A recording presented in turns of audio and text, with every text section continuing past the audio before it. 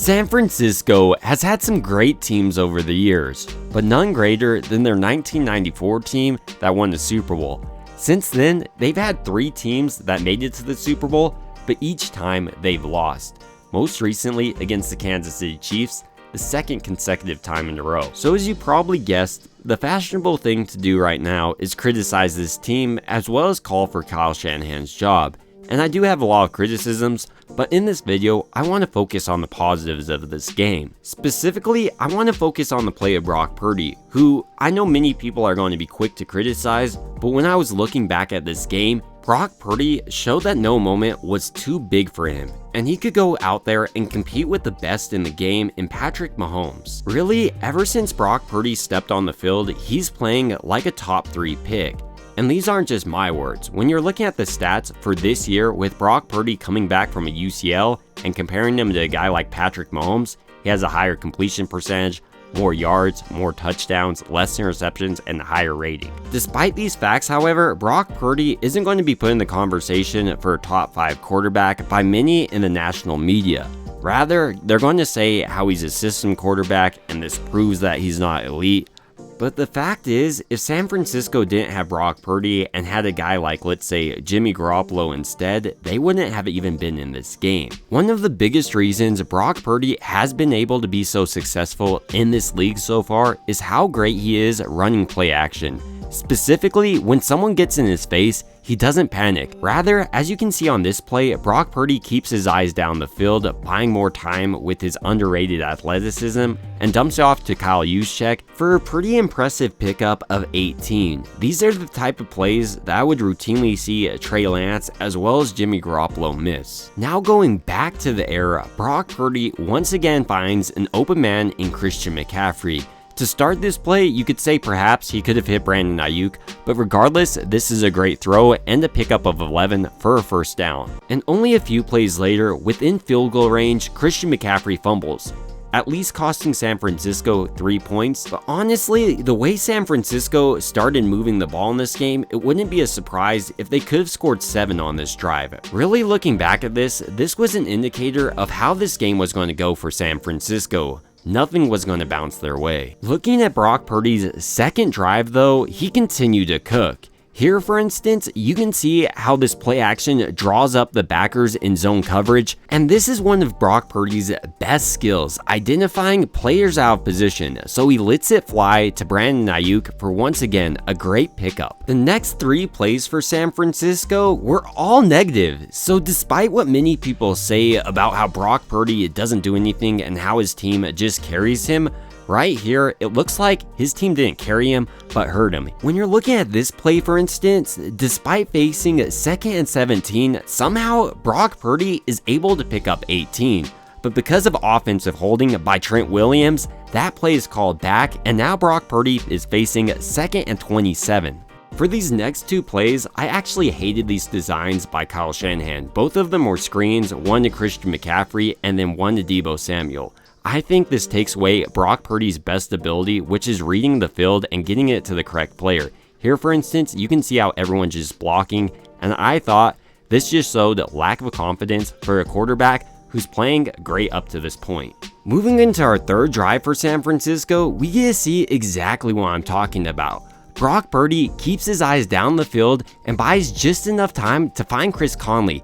This might have been his best pass of the entire day. And as I was highlighting earlier, his best skill set is not predetermining where he's going with the ball. Despite Chris Conley not being the most premier wide receiver, he is the one that's open, and Brock Purdy finds him. The next great part about Brock Purdy's game is the timing and anticipation he's developed over this year. Here, he's hitting Ray McCloud at the perfect time, picking up a gain of 19. Much like the first drive of this game, I also thought on this drive, San Francisco left 7 points on the field because of a mistake. Here, you'll see how Brandon Ayuk just stops running his route. He's like jogging right here, and then he's trying to look back. I don't know if Brandon Ayuk really ever saw this ball clearly, because if he did, I thought he could run under this one. After this, on 2nd and 10, Christian McCaffrey lost 4. Facing 3rd and 14 here, Brock Purdy does a good job of buying time to take a deep shot to Deebo Samuel, but having an all-pro in coverage, he's able to break it up.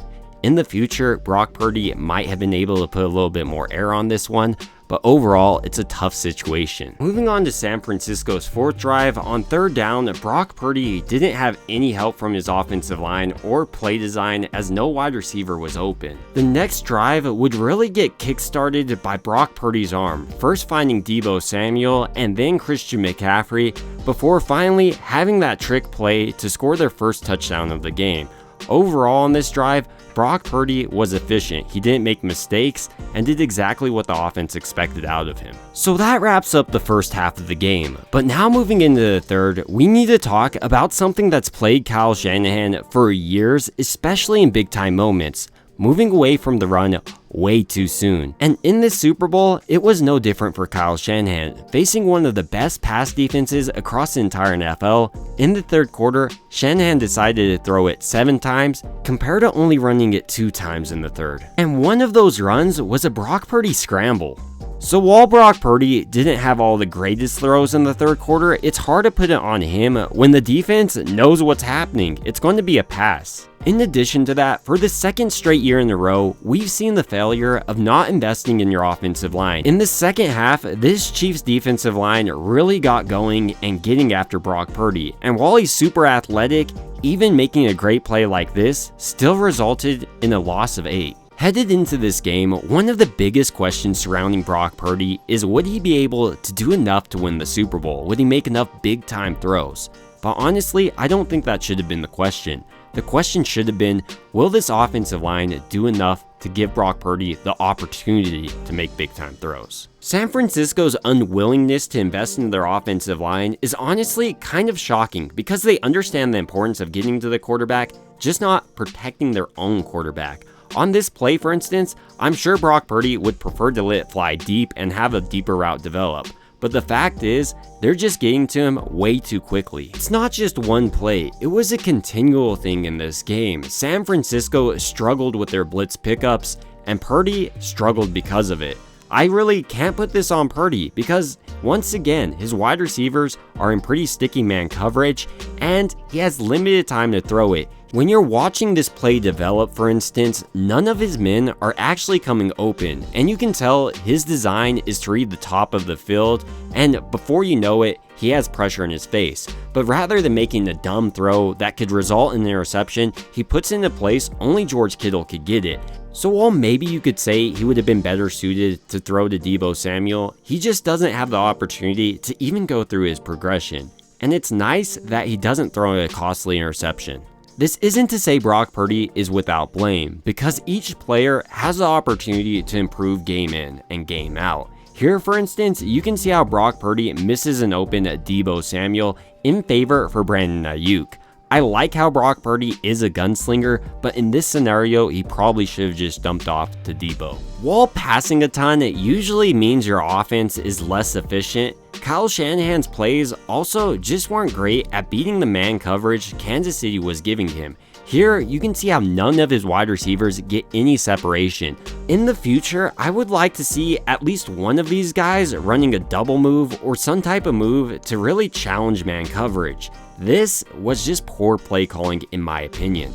Moving back to Purdy now, I thought he played some of his best ball in the fourth quarter of this year, and this game was no different. When it came crunch time, Purdy was able to effectively operate Kyle Shanahan's offense like this dump off on 3rd and 5 to Juwan Jennings. Only a few plays later, we got to see Brock Purdy's favorite target on the year, Brandon Ayuk, and really the chemistry they have developed. What I want to pay attention to here is where Brock Purdy is releasing this ball.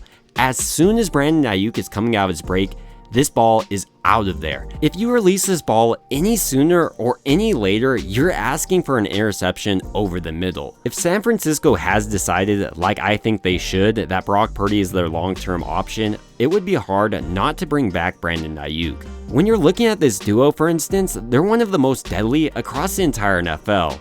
And Purdy is just starting his young career, so you want to have a security blanket like Ayuk on the outside. You also want a quarterback like Brock Purdy. I think in this game, he truly showed he's a franchise quarterback. On this play, for instance, facing 4th and 3, he's able to pick up 4 by a perfectly placed ball to George Kittle. In the NFL, while this seems easy, it's actually rare. I can't count how many times I've seen a quarterback miss a throw in a big-time moment because of his nerves. Brock Purdy just doesn't seem to have them though. When you're watching Brock Purdy in the 4th, for instance, with the opportunity to drive for a lead, he doesn't freak out at all.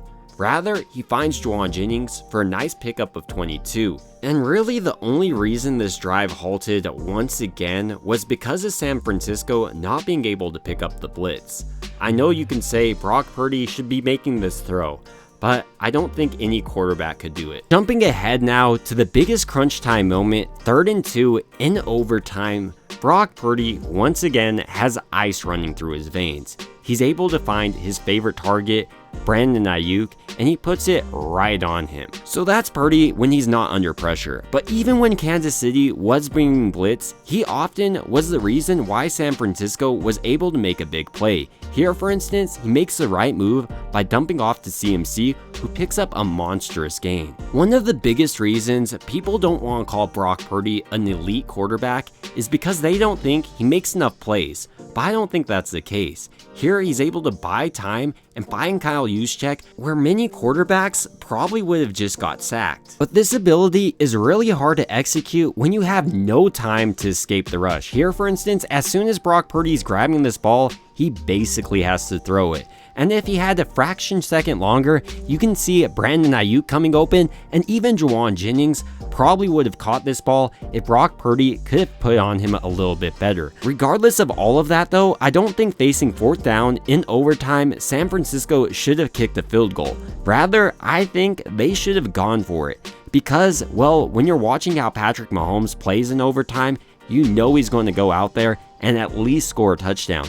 And since you were the team to receive the ball first, I would have liked you to go down there and score, or kick it off so you know what your offense has to do. Winning the toss and then taking the ball to not score a touchdown makes no sense to me. Furthermore, I want to point out who's at fault on this play. Many people were quick to point out Colton McKivitz, but after the game, John Feliciano actually said that this was on Spencer Burford. And when you watch it, it's hard to argue. It looks like Colton McKivitz is waiting for 56, and then Burford should have picked up 95. So while San Francisco once again fell short of winning the Super Bowl, this time is a little bit different. Because these last 3 times, I haven't really felt like San Francisco had a true franchise quarterback. But now with Brock Purdy in there, I don't put this loss on him. So while it's hard to be positive about a Super Bowl loss, one thing that I am happy about, it does look like San Francisco has found a franchise quarterback, and a really good one at that. But ultimately, these are just my thoughts, and while it's hard to find a bright spot in the Super Bowl, I do think Brock Purdy was it. But I'd like to hear your thoughts down below, and it would also mean a ton to me if you liked and subscribed. And as always, I hope you guys have a great rest of your day.